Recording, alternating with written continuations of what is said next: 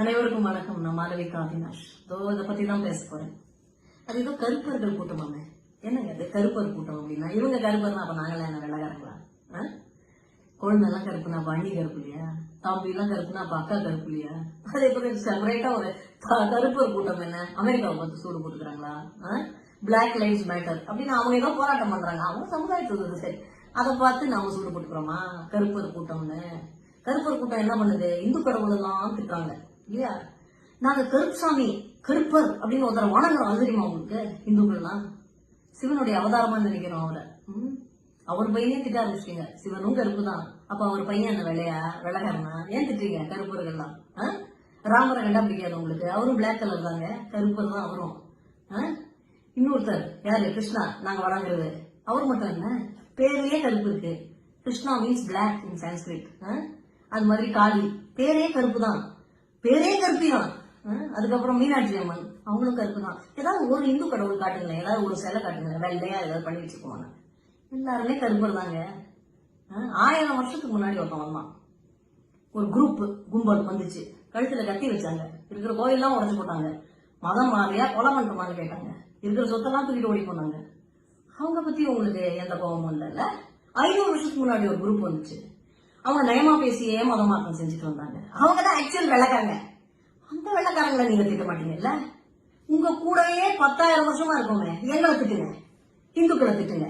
நாங்க உங்க கூட இருக்கோம், நீங்க எங்க கூட இருக்கீங்க.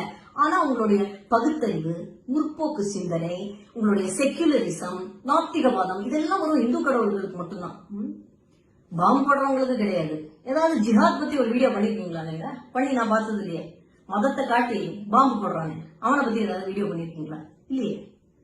இந்து கடவுள்கள் மட்டும் உங்களுக்கு சாஃப்ட் டார்கெட் இல்லையா? யாருக்காக பண்றீங்க இதெல்லாம்? முற்போக்கு சிந்தனையெல்லாம் நான் ஒத்துக்க மாட்டேன். இதெல்லாம் ஓட்டுக்காக தானே பண்றீங்க.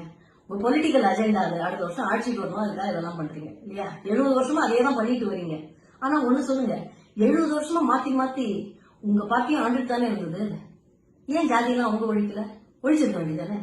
எலெக்ஷன் டைம்ல மட்டும் இந்த மாதிரி இந்துக்களை திட்டா ஓட்டு வந்துடும் இல்லையா? அவ்வளவுதானே, பாலிடிக்ஸ் தானே இது. இதுல என்ன பகுத்தறிவு அது இதெல்லாம் பேசுறீங்க? இது வெறும் பாலிடிக்ஸ், அவ்வளவுதான். பாலிடிக்ஸ்க்காக இதெல்லாம் பண்றீங்க. ஆனா உங்களை சொல்லி குத்தம் இல்ல.